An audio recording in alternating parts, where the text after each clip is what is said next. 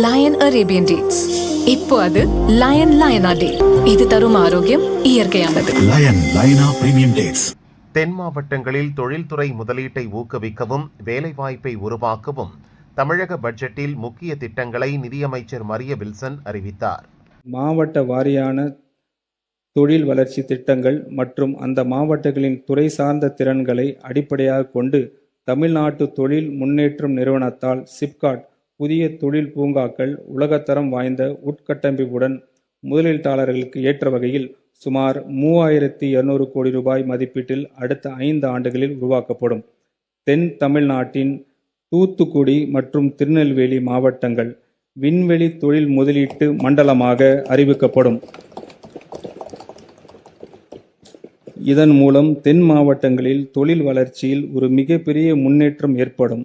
தூத்துக்குடி மாவட்டம் குலசேகர்பட்டினத்தில் அமைந்துள்ள விண்வெளி ஏவுதளத்தின் ஆகச்சிறந்த புவியியல் மற்றும் உத்தி சார்ந்த முக்கியத்துவத்தை அடிப்படையாக கொண்டு இந்த முதலீட்டு மண்டலம் அமையும்.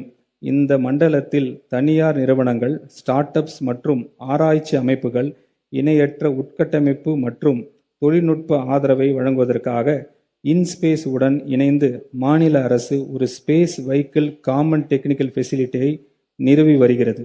செயற்கை நுண்ணறிவு மற்றும் டீப் டெக் மேம்பாட்டிற்காக இந்தியாவின் முதல் செயற்கை நுண்ணறிவு மற்றும் புத்தாக்க நகரமாக அறிவாகம் உருவாக்கப்படும். இந்நகரில் செயற்கை நுண்ணறிவு பல்கலைக்கழகம், சர்வதேச திறன் மேம்பாட்டு மையம், semiconductors hardware testing lab, multi domain innovation incubator மற்றும் நவீன குடியிருப்பு உட்கட்டமைப்பு வசதிகள் இடம்பெறும்.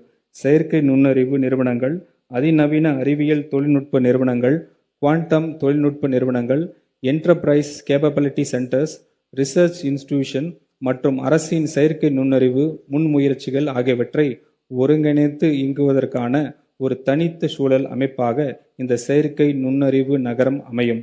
இங்கு மேம்பட்ட கணினி தொழில்நுட்ப உட்கட்டமைப்பு, சிறப்பு வசதிகள், திறன்மிக பணியாளர் உட்கட்டமைப்பு மற்றும் கொலாபரேட்டிவ் இன்னோவேஷன் என்விரான்மென்டாக இருக்கும்.